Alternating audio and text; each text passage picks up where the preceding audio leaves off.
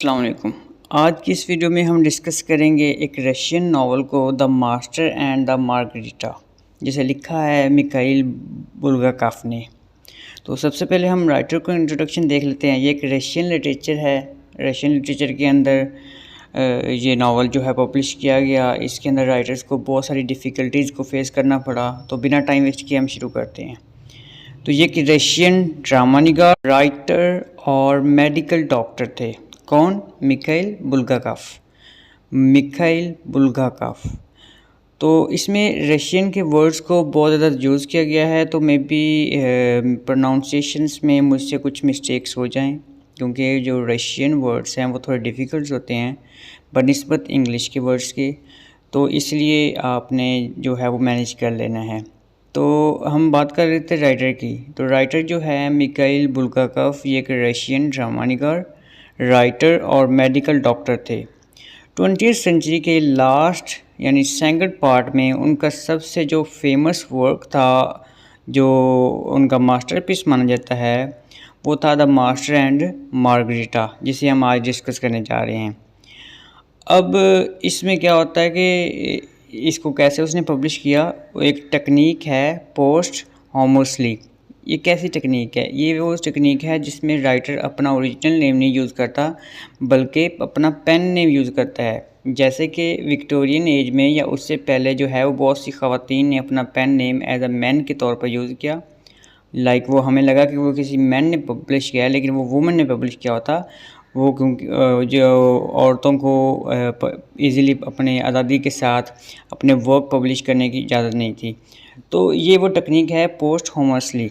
तो इसने भी जो है वो अपना पेन नेम यूज़ करते हुए ये नावल जो है वो पब्लिश किया था, और इसे 20वीं सेंचुरी का मास्टरपीस समझा जाता है। इन्होंने इसके अलावा भी नावल लिखे, जैसे कि द वाइट गॉड, और उनके प्लेस में द वेस्लविच फ्लाइट, जिसे रन भी कहा जाता है, और द डेज ऑफ टर्बियन शामिल हैं। उन्होंने ज़्यादातर रशियन वार की वजह से होने वाली तबाही पर लिखा।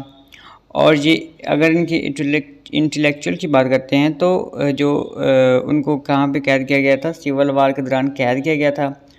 उनके कुछ वर्क्स जो कि 1922 से 1926 के दरमियान लिखे गए, उनको सोवियत गवर्नमेंट ने बैन कर दिया। ये अपने सेंस ऑफ ह्यूमर और स्टाइल की वजह से बहुत ज़्यादा मशहूर थे। ये एक डॉक्टर थे, लेकिन उन्होंने राइटिंग के लिए डॉक्टरी को छोड़ दिया। अब सोवियत यूनियन में लिटरेचर को बैन कर दिया गया था, तो ये लिटरेचर वर्क लिखते थे तो उनको बहुत ज़्यादा सफ़र करना पड़ रहा था। अब अगर उनके इम्पोर्टेंट वर्क्स की बात करें तो हार्ट ऑफ अ डॉग, बेला गार्डा, a young doctor notebook, morphine, the fatal eggs, the cabal of hypocrites, the day of the Turbins, theatrical novels, notes on the cuffs, real crown writers, ये जो हैं उनके फेमस राइटिंग्स थी। अगर उनकी short story की बात की जाए तो उन्होंने बहुत ज़्यादा शॉर्ट स्टोरी भी लिख रखी हैं, जैसे कि बहमियाँ, द बराज़ल वगैरह शामिल हैं, द बिल्जर्ड। उसके बाद अगर हम ये जो नावल है इसकी इंट्रोडक्शन की बात की जाए, इंट्रोडक्शन इन दैट सेंस कि ये फिक्शनल नावल है। और द मास्टर ऑफ मार्गरिटा क्या है? ये एक नावल है जिसे किसने लिखा? रशियन राइटर जिसका नाम मिखाइल बुल्गाकोव। उन्होंने 1928 से 1940 के दरमियान सोवियत यूनियन में लिखा। इस नावल को राइटर की डेथ के बाद मॉस्को मैगज़ीन में 1966 टू 1967 में पब्लिश किया गया। उसकी मैन्यूस्क्रिप्ट को किताब के तौर पर पेरिस में 1967 में पब्लिश किया गया। इस नावल को बहुत सी लैंग्वेज और एडिशन में पब्लिश किया जा चुका है। ये दरअसल एक डेवल की स्टोरी है। एक डेवल सोवियत यूनियन की अथॉरिटी को विज़िट करता है। अगर हम इस नावल के की फैक्ट्स की बात करें तो इसका फुल टाइटल आपको मैं बता चुका हूँ, द मास्टर एंड मार्गरिटा। अब ये कब लिखा गया, 1928 टू 1940 में लिखा गया। ये जो है राइटर ने ख़ुद नहीं कंप्लीट नहीं किया क्योंकि उनकी डेथ हो गई थी। उनके मरने के बाद उनकी वाइफ ने इस नावल को कंप्लीट किया। तो इसलिए हमें ये जो स्टोरी है वो थोड़ी सी कंप्लीट इन दैट सेंस मिलती है कि थोड़ा सा राइटर्स को, जो रीडर्स हैं, उनको घुमाती है, उनके लिए कन्फ्यूजन क्रिएट करती है, उनके लिए ईज़िली अंडरस्टैंडेबल नहीं है, उनको थोड़ा सा टफ़ टाइम देती है। तो ये लिखा गया था 1928 टू 1940 में और इसे मॉस्को में पब्लिश किया गया और 1967 में पब्लिश किया गया। अब इसका जो जॉनरा है, लिटरेरी पीरियड है, वो मॉडर्निज़्म है और इसका फैंटेसी फेयर्स और रोमांस स्टायर वगैरह इसका जो जॉनरा है। अब इसकी जो सेटिंग है वो 20th सेंचुरी रशिया एंड यरूशलेम, यानी जिसे हम यरूशलेम भी कहते हैं, उसकी इसकी सेटिंग दो सेटिंग इसमें रखी गई हैं। इसमें जो है वो क्लाइमिक्स कब आता है, जब सैटर्न का बॉल होता है। और इसमें जो एंटागोनिस्ट है वो कौन है, वो डेवल है जिसे वोलेंट कहते हैं। और इसका पॉइंट ऑफ व्यू कैसा है, थर्ड पर्सन ओमनिसेंट इसका पॉइंट ऑफ व्यू है। इस नावल को लंबे अरसे तक बैन किया गया क्योंकि इसमें अथॉरिटीज़ के अकॉर्डिंग ये एक इमोरल नावल था। इस नावल में सुपर नेचुरल एलिमेंट्स और स्टायरिकल डार्क कॉमेडी, क्रिश्चियन फ़िलासफ़ी और डिफाइंग कैटेगराइजेशन को यूज़ किया गया। बहुत से क्रिटिक्स तो ये भी कहते हैं कि ये 20th सेंचुरी का एक बहुत ही अहम नावल है। ये था एक ब्रीफ ओवरव्यू इस नावल के बारे में और राइटर के बारे में हमने जाना। अब हम इसका बाकायदा आगाज़ करते हैं। किसी भी नावल को, किसी भी ड्रामे को अगर अंडरस्टैंड करना है इजीली, तो सबसे पहले उसके करैक्टर्स को देखा जाता है। तो इसके अंदर बहुत ज़्यादा करैक्टर्स यूज़ किए गए हैं, लेकिन जो इम्पोर्टेंट करैक्टर हैं जिनका यूज़ है इस नावल में, जो मेन कैरेक्टर का रोल प्ले करते हैं, हम उनकी बात करेंगे। तो सबसे पहला जो कैरेक्टर है वो मार्गरेटा है। उनकी उम्र जो है वो तकरीबन 30 ईयर है। ये शादीशुदा हैं, लेकिन ये इसके बावजूद मास्टर से मोहब्बत करती हैं। मास्टर कौन है? मास्टर एक कैरेक्टर है। जब इस मास्टर की कोई ख़बर नहीं है कि वो मर चुका है या ज़िंदा है, उसे कुछ पता नहीं है कि वो मर चुका है या ज़िंदा है, लेकिन वो फिर भी उससे मोहब्बत करती है। अब जो ये इस बुक का जो फ़र्स्ट हाफ़ है, ये नावल का जो फ़र्स्ट हाफ़ है, उसमें मार्गरेटा का ज़िक्र नहीं है, लेकिन इसके बावजूद ये एक इम्पॉर्टेंट कैरेक्टर है। और जब ये अज़ाज़िलो की क्रीम को अप्लाई करती है, अब ये क्या है, अज़ाज़िलो की क्रीम क्या है, ये एक बॉल में जाती है, वहाँ पे उसे एक जो है वो क्रीम दी जाती है जिसे अप्लाई करती है, और वो किस में चेंज हो जाती है, विच में बदल जाती है और लुटेंसी के अपार्टमेंट को तबाह कर देती है। अब लुटेंसी कौन है? लुटेंसी एक ऑथर था, ठीक है, जिसने क्या किया था कि जो मास्टर है उसकी बुक को पब्लिश करने से इनकार कर दिया था। मास्टर कौन था? मास्टर उसका नाम यूज़ किया गया, लेकिन वो एक ऑथर होता है जो बुक को पब्लिश करता है। जब मैं उसके कैरेक्टर को डिस्कस करूँगा तो आपके लिए ईज़िली अंडरस्टैंडेबल हो जाएगा। तो इसका मकसद यही था मार्गरेटा का कि वो पावर हासिल करे, और जब उसके पास बहुत ज़्यादा पावर हो तो वो उन सब लोगों को जो है वो तबाह बर्बाद कर दे जिन्होंने मास्टर को सफ़र करने पे मजबूर किया है। तो वो जब विच में तब्दील हो जाती है, लुटेंसी के अपार्टमेंट को तबाह कर देती है, तो उस वक़्त ये क्या ज़ाहिर कर रही होती है? डिटर्मिनेशन और फेथ को रिप्रेजेंट कर रही होती है, क्योंकि उसने वेट किया मास्टर का बदला लेने के लिए। उसने वेट किया, फिर वो विच में तब्दील हुई, फिर उसने कोई और काम नहीं किया, उसने लुटेंसी के अपार्टमेंट को फ़ौरन तबाह कर दिया। तो ये क्या ज़ाहिर करती है? डिटर्मिनेशन और फेथ को रिप्रेजेंट करती है। फिर वो है कि वो जो सैटर्न होता है वहाँ पे उसकी रिस्पेक्ट करती है, उसकी इज़्ज़त करती है, उसकी कदर करती है कि शायद इस तरीके से वो मास्टर को वापस ला सके। और यहाँ पे क्या ज़ाहिर हो रहा है? मास्टर का उसे पता नहीं है कि मास्टर मर गया है, ज़िंदा है या कहाँ पे है। तो वो जो है वो सैटर्न की हेल्प से वो उसे वापस लाना चाह रही होती है। अब बाज़ गेस्ट उसे क्वीन के तौर पर एड्रेस करते हैं क्योंकि वहाँ पे वो सबसे प्रोमिनेंट होती है। वॉलेंट की जो है वो वॉलेंट कौन है? वॉलेंट का जैसे मैंने बताया वो सैटर्न होता है। तो वो क्या करती है? रिस्पेक्ट करती है और उसकी बहुत ज़्यादा कदर करती है कि वो वॉलेंट की कदर करके मास्टर को बचाने में कामयाब हो जाए मे बी। और वो क्या करते हैं? वो लफानी दुनिया में हमेशा रहते हैं, बाद वाली दुनिया में हमेशा रहते हैं कि वो सोचती है कि अगर मैं यहाँ ना रही तो उसके साथ मैं हेल में खुशी से रहूँगी। तो होता ही वही है कि वो दोनों जो है बाद में जो हॉलैंड से नाराज़ हो जाता है और बाद में वो कोई कैसे रहते हैं, वो हमेशा हेल में रहते हैं, लाफानी दुनिया में हमेशा ही रहते हैं। कैरेक्टर्स के मुताबिक मिखेल बुल्गाकोव की थर्ड वाइफ से मिलता जुलता कैरेक्टर है मार्गरेटा का, क्योंकि राइटर ने कुछ कैरेक्टर्स जो हैं वो अपने से रिलेटेड लिखे हैं। जैसे मास्टर का कैरेक्टर है वो मिखेल बुल्गाकोव से रिलेटेड कैरेक्टर है, लाइक उससे मिलता जुलता है। बाकी ये एक फिक्शनल स्टोरी है जिसको राइटर ने अपने ब्यूटीफुल वे में एक्सप्लेन किया है। अब जो नेक्स्ट कैरेक्टर है वो द मास्टर, ये एक ऐसा इंसान है जो ज़िंदगी से तंग आ चुका है। हम इसके बारे में तब बहुत कुछ जानते हैं जब ये आइवंस की विडो के थ्रू जो है वो होता हुआ स्टार्विनस्काय क्लिनिक्स तक पहुंचता है, जहां ये एक मरीज़ भी है। ये अपनी ज़िंदगी के दो जो हैं वो इम्पोर्टेंट्स एलिमेंट के बारे में बताता है। एक तो मार्गरेटा से मोहब्बत करता है और दूसरा इसका जो है वो failure in publishing and in of his novel. तो ये इसका फेलियर था जिससे वो बहुत ज़्यादा गिव अप हो चुका है। और ये जो दोनों शादीशुदा हैं लेकिन फिर भी इनको आपस में पहली नज़र में प्यार हो जाता है। अब मास्टर को जो है वो स्पॉन्टेनियस पैलेट पर नावल लिखने के बारे में कहती है कौन, मार्गरेटा। वो नावल तो लिख लेता है लेकिन इसे रिजेक्ट कर दिया जाता है, जिसकी वजह से वो बहुत ज़्यादा हर्ट हो जाता है। और यानी कि जो ऑथर हैं वो उसके नावल नहीं पब्लिश कर रहे, उसको रिजेक्ट कर रहे हैं। और वो इस वजह से, क्योंकि उसने बहुत ज़्यादा मेहनत की होती है लेकिन फिर भी उसको रिजेक्ट किया जाता है, तो जो है वो उसकी मेंटल कंडीशन जो है वो बिगड़ जाती है। उसकी जो सोचें हैं वो एक जगह पे नहीं टिक पाती, तो वो बहुत ज़्यादा परेशान होता है और कन्फ्यूजन का शिकार होता है। तो उससे फिर क्या होता है कि वो डॉक्टर स्टार्विनस्काय की क्लिनिक पर उसे भेजा जाता है, क्योंकि उसे लगता है कि वो मैड हो चुका है। जब मार्गरेटा सैटर्न्स बॉल को होस्ट करती है ताकि उसे बचाया जा सके, उसे वापस लाया जा सके, तो वो बहुत खुश होता है। मास्टर को शायद सिंबल के तौर पर यूज़ किया गया है। ये रिप्रेजेंट करता है आर्ट में ऑथेंटिसिटी और आर्टिस्ट की स्टालिन के रिज्म में सफरिंग को।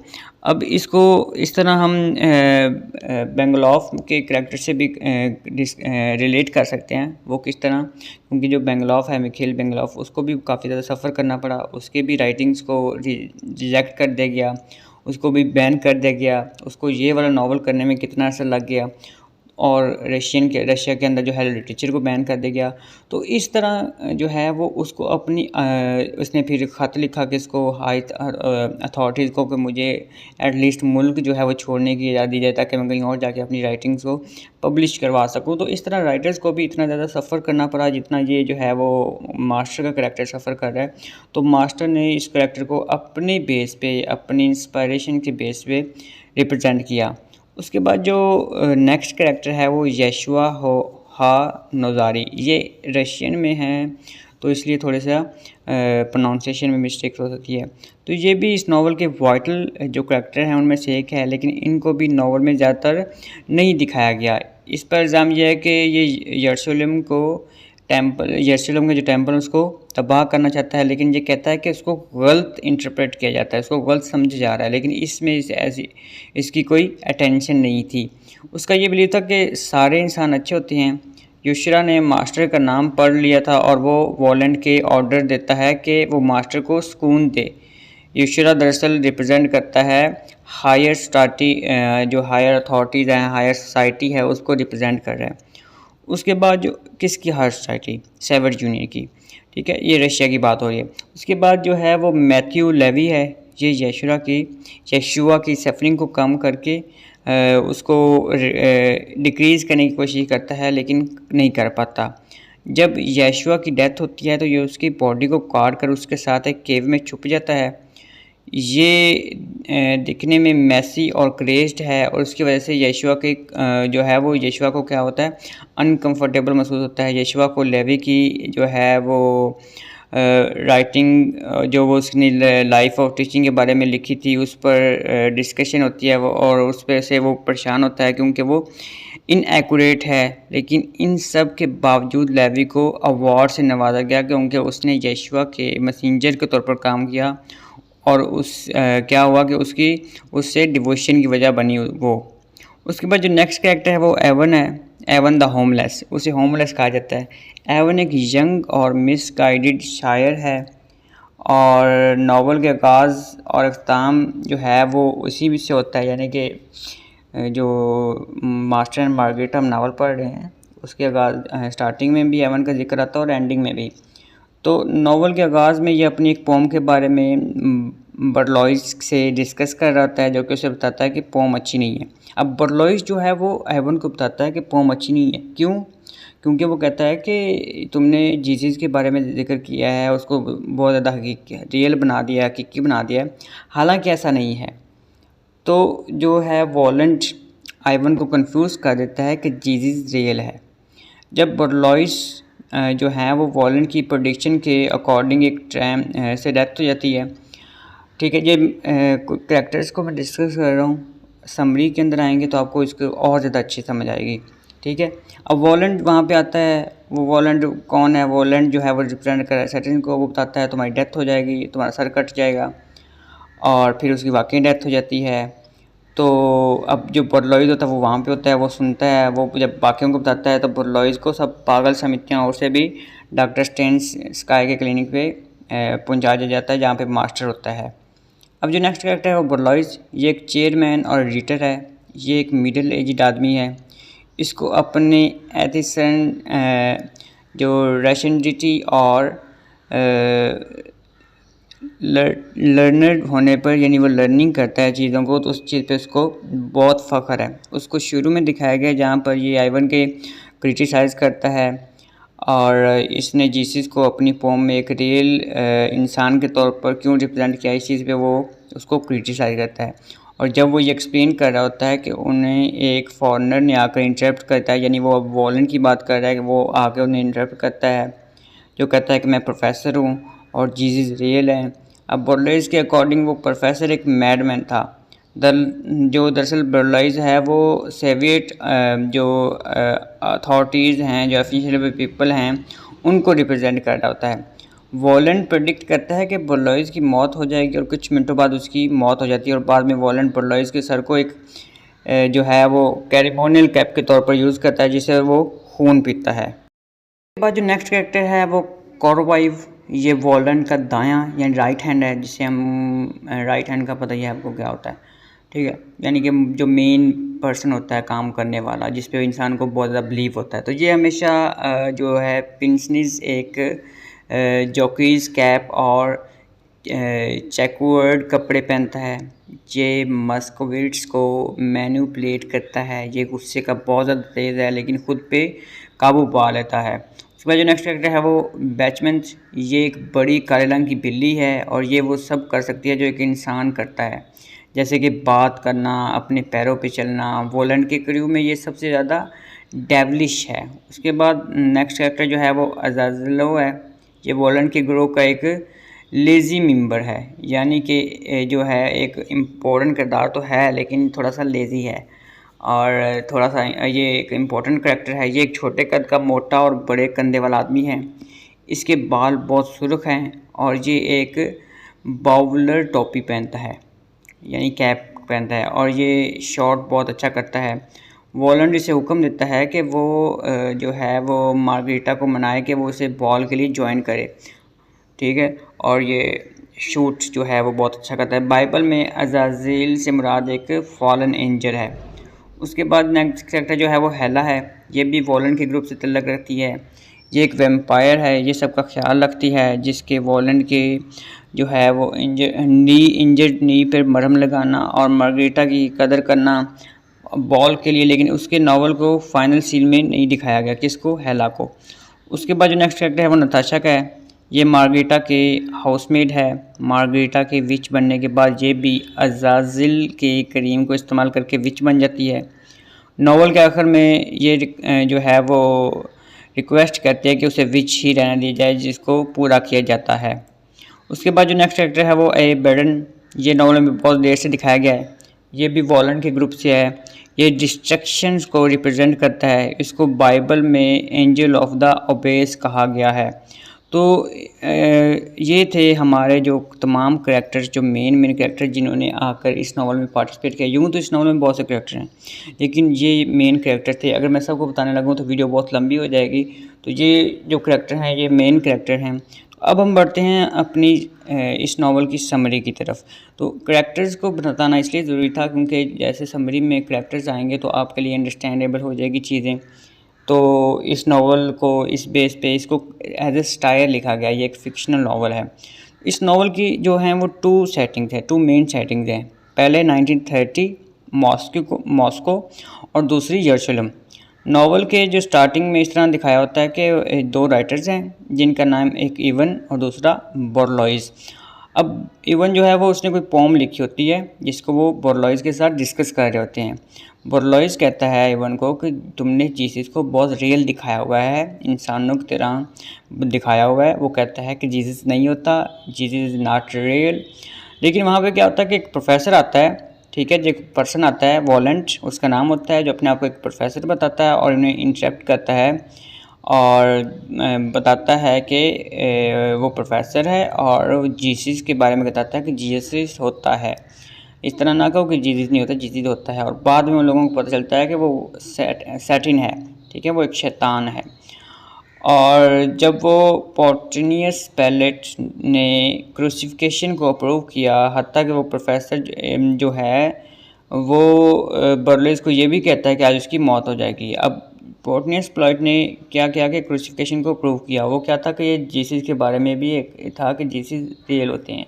तो वो चीज़ की जो है वो उनको रहनुमाई कर रहा होता है, ठीक है। उसके बाद वो एक और बुरी चीज़ क्या बताता है कि वो किसको बताता है कि इवन को बताता है कि तुम्हारी डेथ हो जाएगी। वो इस चीज़ को मजाक में लेता है कि ये झूठ बोल रहा है, ठीक है। इस तरह जो है वो यरूशलेम में पोर्टिनियस पर इल्ज़ाम है कि उसने एम्परर को नुकसान पहुंचाने की कोशिश की, लेकिन वो इल्ज़ाम झुठला दिया जाता है। उधर मॉस्को में वॉलेंट की पेशगोई सच साबित हो जाती है। बोरलॉइस का जो इवन है उसका पैर फिसलता है और वो एक ट्रैम के नीचे गिरता है जिसमें उसकी गर्दन कट जाती है। अब जो बोरलॉइस है वो पीछा करता है, वो वॉलेंट उसके पीछे पड़ता है लेकिन नाकाम रहता है। वो जो है वो एक बिल्डिंग के पास पहुंचता है और अपने साथियों को बताता है कि किस तरह उसके दोस्त की डेथ हो चुकी है। लेकिन उसके वाक़या सुनाने के अंदाज से सब उसे पागल समझते हैं और उससे डॉक्टर स्ट्रैंड स्काई के पागल खाने दाखिल करा देता है, जहाँ उसकी मुलाकात मास्टर से होती है। मास्टर एक ऑथर है, लेकिन उसके नावल की रिजेक्शन ने उसे थोड़ा जो है वो तोड़ के रख दिया। वो मैं अपनी मैन्युस्क्रिप्ट को जला देता है और इरादा करता है कि दोबारा नहीं लिखेगा। यहाँ तक कि वो अपने लवर जिसका नाम मार्गरेटा है उससे भी नाराज़ हो जाता है। उधर वॉलेंट जो है वो बर्लेस के मरने के बाद उसके अपार्टमेंट में रहने लगता है। नावल के दूसरे हिस्से में मार्गरेटा को इंट्रोड्यूस कराया जाता है, जहाँ उसे डेविल की मिडनाइट बॉल में इनवाइट किया जाता है, जहाँ वॉलेंट उसे बताता है कि वो मैजिकल पावर हासिल कर सकती है। वो उसकी ऑफ़र कबूल कर लेती है और जल्द ही उड़ना सीख लेती है। नावल के दूसरे हिस्से में मार्गरेटा को इंट्रोड्यूस करा जाता है, जहाँ उसे डेविल की मिडनाइट में इनवाइट किया जाता है, जहाँ पे मिडनाइट बॉल में, जहाँ वॉलेंट उसे बताता है कि वो मैजिकल पावर हासिल कर सकती है। वो इस ऑफर को खुशी खुशी कबूल करती है और जल्दी ही उड़ना सीख लेती है और उन सब से जो है वो रिवेंज लेना चाहते हैं जिन लोगों ने मास्टर के नावल को रिजेक्ट किया। मास्टर कौन था मैं बता चुका हूँ, मास्टर उसका लवर था। और मास्टर ने किसके कहने पे नावल लिखा था? मार्गरेटा के कहने पे नावल लिखा था। तो इसको इस बात का भी गुस्सा होता है। अपनी मेड जिसका नाम नताशा है उसकी मदद से वो विच क्राफ्ट बनती है और बॉल में हॉर्स का काम करती है। वो सैटर्न की जो है वो कदर करती है, उसकी रिस्पेक्ट करती है ताकि जो सैटर्न है वो खुश हो, और वो खुश हो जाता है और कहता है कि जो मांगना है मांगो। वो कहती है कि अपने लिए नहीं मांगती, वो सबसे पहले कहती है कि एक खतून है जिससे उसकी मुलाकात हुई है बॉल में, उसे फ्री की जाए क्योंकि वो बेकसूर है। डेविल उससे बहुत इम्प्रेस होता है कि उसने अपने लिए नहीं कुछ मांगा, उसने लोगों के लिए मांगा। तो वो कहता है कि एक और ख्वाहिश मांगो। फिर वो कहती है कि मास्टर को आज़ाद कर दिया जाए। यहाँ पे क्या होता है कि वो डेविल उससे गुस्से में आ जाता है। अब वो मास्टर क्यों ज़्यादा करना चाहती है? वो कहती है कि मास्टर जो है वो उसके साथ रह सके और उसके साथ वो खुश रह सके। लेकिन यहाँ पे डेविल जो है गुस्से में आता है कि उसने किसी दूसरे पर्सन की बात की, या तो वो किसी फीमेल और पर्सन की बात कर सकती थी या कोई भी डिज़ायर कर सकती थी, लेकिन जब उसने किसी मेल पर्सन की बात की तो मास्टर जो है वो वहाँ पे वहाँ पे जो सैटर्न है वो गुस्से में आ जाता है और वो हुक्म देता है कि अज़ाज़लों को कि मास्टर को मार्गरीटा के स्पॉन्टेनियस पैलेट के प्रेजेंट वाइन पिलाया जाए और इन्हें लेम्बो में कैद कर दी जाए हमेशा के लिए। नॉवल के आखिर में स्पॉन्टेनियस प्लेट को हेल से निकलता यानी आज़ाद होते दिखाया गया है। वो एक रास्ते पे चल पड़ता है जहाँ पर जीसस उसका इंतज़ार कर रहा होता है। तो यहाँ पे जो है वो नावल एंड हो जाता है। ये नावल जो है एक फ़िक्शनल नावल है और जिसे स्टायर के तौर पर लिखा गया। इसमें जो बहुत से करैक्टर्स ऐड किए गए इसको, और उसमें जो है कॉमेडी का एक्सपेक्ट भी डाला गया। इसमें कॉमेडी भी हमें देखने को मिलती है। उसके अलावा इस नावल को जो है वो फ़िक्शनल के तौर पे लिखा गया और इसमें जो करैक्टर्स हैं, जैसे मास्टर का करैक्टर है वो राइटर ने अपने तौर पर लिखा है और मार्गरेटा का जो करैक्टर है वो अपनी थर्ड वाइफ के साथ जो है वो रिजेंबल उसके कर रहा है। उसके बाद अगर हम एनालिसिस की बात की जाए द मास्टर एंड मार्गरेटा, तो दरअसल एक स्टायर है। इसमें ऑथर जो है वो सोवियत यूनियन में जो सेटन पीरियड को स्टायर करते हैं, जो स्टालिन पीरियड होता है उसको स्टायर करता है। ये पीरियड ये नावल लिखने से 10 साल पहले का है, जब 1920 में रैप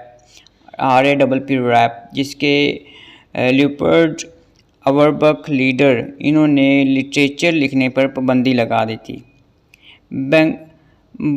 बुल्गाकोव को इसकी वजह से बहुत ज़्यादा सफ़र करना पड़ा, हत्ता कि उसने स्टालिन को एक ख़त लिखा जिसमें वो लिखते हैं कि उन्हें इस मुल्क को छोड़ने की इजाज़त दी जाए क्योंकि उसके बगैर वो सर्वाइव नहीं कर सकते। क्योंकि एक बंदे का जब ज़रिया माश ही लिटरेचर हो या जो राइटिंग्स हो उसकी, तो वो जब उसकी राइटिंग्स को ही बंद की जाए, लिटरेचर ही बैन हो गया था, वो लिख ही नहीं सकता था, उसका लिखा हुआ पब्लिश नहीं हो सकता था, तो वो इसका फिर वहाँ पे कैसे सर्वाइव कर सकता था। लेकिन स्टालिन ने उन्हें फिर इजाज़त दी। मॉस्को आर्ट थिएटर में उसे रीअसाइन किया गया। यहाँ पे वो असिस्टेंट डायरेक्टर और लिटरेचर कंसल्टेंट के तौर पर काम करने लगे और काम करते थे। उसके बाद बुल्गाकोव ने द मास्टर एंड मार्गरेटा पर 1928 से काम शुरू किया और ये 1940 तक उनकी वफ़ात तक जारी रहा।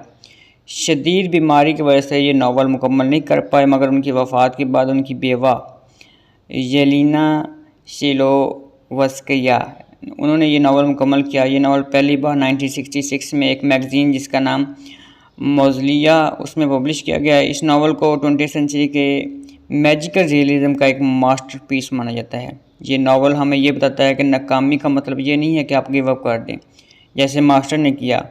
ये एक रिमाइंडर है कि हालात बेहतर हो सकते हैं। Do not give up. इस नावल के ऑथर का सेंस ऑफ ह्यूमर बहुत कमाल का था। उन्होंने इस नावल में भरपूर फ़ायदा उठाया और अपने सेंस ऑफ ह्यूमर का यूज़ किया।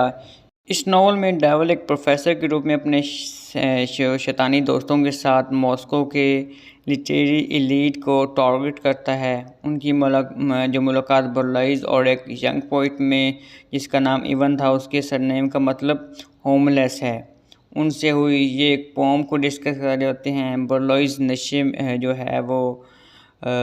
होता है। वो ये जान लेता है कि वोलैंड एक जर्मन प्रोफेसर है। वोलैंड ये कहता है कि ये पे अगर स्टोरी की बात की जाए तो वोलैंड ये कहता है कि बर्लाइज जो है उसकी मौत हो जाएगी और वह इत्फाकन उसी दिन उसकी मौत हो जाती है। इवन इस वक्त वहाँ मौजूद होता है। वो वोलैंड की बातें सुनता है। वो स्पॉन्टेनियस फ्लाइट के बारे में एक बिज़ार स्टोरी बता रहा होता है। वो उनका जिक्र करता है, लेकिन आइसलम में दाखिल करवाया जाता है क्योंकि उसकी बातों पर कोई भरोसा नहीं करता। जैसे पागल खाने में उसको दाखिल कर जाता है, किसको, इवन को, क्योंकि वो कहता है कि एक बंदे ने आके इस तरह प्रडिक्शन दी कि तुम्हारी डेथ हो जाएगी और फिर उसी के बाद वाकई में उसकी डेथ हो जाती। तो ये बातें करता है लेकिन फिर भी उसे कोई भरोसा नहीं करता। जहाँ उसकी मुलाकात मास्टर से होती है जिसके बारे में नावल लिखने पर उसे कैद किया जाता है। क्राइस्ट और प्लाइट के दरमियान रिलेशनशिप की सच्चाई जिसका गवाह जो है वॉलैंड है, उसे मास्टर ने नावल के तौर पर लिखा। हमें पूरे नावल में वही दिखाया गया। इस दौरान पागल खाने इस्लाम के करीब ही बर्लाइज का फ्लैट है जिस पर उसकी वफ़ात के बाद वॉलैंड ने अपना रहना शुरू कर दिया। वो मॉस्को के एलीट लोगों की मैजिक शो दिखाता है। वो मास्टर के जो मिस्ट्रेस जिसका नाम मार्गरेट है उसे इनवाइट करता है, वो एक बॉल में है और वहाँ उसे ऑफ़र करता है कि वो शैतानी ताकतों के ज़रिए पावरफुल बन सकती है। और ये सब जो है वो फ्राइडे की नाइट का वाक़या है। बॉल में जो है वो रस्मात होती हैं जिसमें एक नेकेड डांस वगैरह इस तरह की चीज़ें हो रही होती हैं। मार्गरेटा आखिर ऑफ़र कबूल करती है, कौन सी ऑफ़र कि उसे पावर में दी जाए, और वो एक्सेप्ट करती है और वो उड़ने की ताकत, फ्लाई करने की ताकत हासिल करके मॉस्को और उसर के यूएसएसआर के गिर्द चक्कर लगाती है। वो शैतानियों की बहुत मदद करती है जिससे वो खुश होते हैं। और वॉलडेंट कहता है कि तुम एक ख्वाहिश मांगो। मार्गरेट अपने लिए कुछ नहीं मांगती बल्कि बॉल में मौजूद एक औरत के लिए जिसने एक बच्चे का खून किया होता है उसके लिए आज़ादी मांगती है। शैतान उससे उसके उस बिहेवियर से खुश होता है, उसे कहता है कि एक और विश मांगो। वो इस बार अपने मास्टर की आज़ादी मांगती है। शैतान को गुस्सा आता है और वो हुक्म देता है इन दोनों को जहर पिला दी जाए, ये इनकी सज़ा है और इन्हें मरने के बाद इनको दोनों को सफ़र करना पड़े। इस नावल में राइटर ने जोक्स को जो जोक्स हैं, जो कॉमेडी है, जो मिजाहिया अंदाज़ है उसको इस्तेमाल किया है। इसकी वजह से शायद इस नावल को रिजेक्ट भी किया गया। तो ये था इसका एनालिसिस। इससे पहले हमने समरी देखी। तो अगर हम थीम्स की बात करें तो मास्टर एंड मार्गरेटा एक हाईली फ़िलासफ़िकल नावल है जो हमें गुड और बैड ईवल के बारे में बताता है। उसके बाद जो सबसे पहला जो थीम है वो है, फर्स्ट थीम हमें नज़र आता है इस नावल में, वो है सेंसरशिप। मास्टर के नावल को एडिटर रिजेक्ट कर देते हैं और क्रिटिक्स इसके बारे में बहुत बुरे रिव्यूज़ देते हैं। वो अब नावल को पब्लिश नहीं कर सकता जिस पर इसने अपनी सारी एनर्जी, अपना सारा टाइम जो है, अपना सारी इन्वेस्टमेंट लगा दी थी, मगर फिर भी उस नावल को पब्लिश नहीं कर सका। तो ये चीज़ उसे मेंटली अपसेट कर देती है और परेशान हो जाता है। उसे एक मेंटल हॉस्पिटल में एडमिट कर दिया जाता है जहाँ पर ऑथर दरअसल सेंसरशिप को क्रिटिसाइज़ कर रहे हैं क्योंकि उनकी अपने दौर में उन्हें लिखने की इजाज़त नहीं दी गई, जिसकी वजह से उनका कैरियर जो है वो तबाह हो गया था। नेक्स्ट जो थीम है वो नजर आता है इन्फ्लुएंस ऑफ गॉथिस, इसे फॉस्ट भी कहते हैं। 13 चैप्टर में जब आइवन की मुलाकात मास्टर से होती है तो वो मास्टर को अपनी और डेविल की मुलाकात के बारे में बताता है। तो वो इसे क्रिटिसाइज़ करता है कि तुम उससे क्यों नहीं, तुम सैटर्न को क्यों नहीं पहचान सके। वो कहता है कि क्या तुमने कभी ओपेरा फॉस्ट के बारे में सुना है। इस एलिजन से हमें ये पता चलता है कि द मास्टर एंड मार्गरेटा और फॉस्ट, जो कि एक ट्रेजिक प्ले है जिसे 1806 के दरमियान 2 पार्ट्स में पब्लिश किया गया, उनके दरमियान एक सिमिलैरिटीज़ पाई जाती है। लेकिन ऑपेरा से मुराद चार्ल्स गॉड का वर्क भी हो सकता है। सेकंड ये कि ये हेक्टर बोलॉयज़ का वर्क भी हो सकता है। उसके बाद जो नेक्स्ट थीम हमें नजर आता है ब्रिंगिंग अबाउट ऑन फेट, जो है पूरे नावल में कैरेक्टर्स की जो लैंग्वेज है जो कि डेविल को इन्वोक करती है, शायद यही वजह है कि वो बर्बाद हुए हैं, कुछ भी बोल देते हैं और सैटर्न की तरफ से वार्निंग को सीरियस नहीं लेते। जल्द ही ये वादे हो जाता है कि वॉलेंट लोगों को इसलिए पनिश करता है क्योंकि वो ग्रेडी हैं और डिसऑनेस्ट हैं। मार्गरेटा को पनिश भी इसलिए किया गया था कि इसने सैटर्न से आज़ादी मांगने से पहले सोचा नहीं कि वो किस से क्या चीज़ मांग रही है और किसके बारे में मांग रही है। उसके बाद जो नेक्स्ट थीम हमें नज़र आता है वो nature mimicking the character mood. Chapter 10 में नेचर और दरअसल करेक्टर्स के मूड्स और इंटरेक्शन को मिमिक करती है। जब वेरुंका गार्डन में से गुजरता है और थिएटर जा रहा होता है तो हवा गुजरती है और उसकी आंखों में मट्टी चल जाती है, जो कि उसके लिए एक वार्निंग होती है कि रास्ता बदल लो। और जब बेमौत उसे मारता है तो आसमान से बादल गिरने की आवाज़ आती है। इस तरह कई मौक़ों पर नेचर जो है वो हमें अंदाज़ा कराती है, मिमिक करती है कि कौन सी चीज़ हैपन होने लगी है, वाक़ होने लगी है। तो ये थे हमारे थीम्स। अगर हम सिंबल्स की बात करें, जो राइटर ने अपने नॉवेल्स के अंदर कुछ चीज़ों को, कुछ कैरेक्टर्स को एज ए सिंबल के तौर पर रिप्रेजेंट किया है, तो जो सबसे पहले हमें सिंबल मिलता है वो है मार्गरेटा।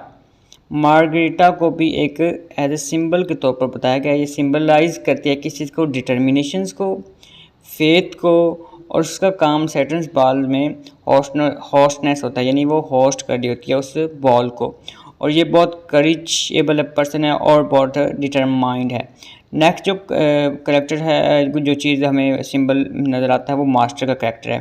ये क्राइस्ट का सिंबल है। ये अपनी मैन्यूस्क्रिप्ट जला देता है और अपनी मर्ज़ी से मेंटल वार्ड जाता है। जब क्रिटिक्स इसके वर्क को बुरा है जो है बुरा भला कहते हैं तो इसकी जो मिस्ट्रेस अपनी सोल डेवल को सोल्ड कर देती है ताकि उसको वापस ला सके। जो नेक्स्ट चीज़ सिंबल मिलता है जो सिंबलाइज करती है, ये एक मून लाइट है।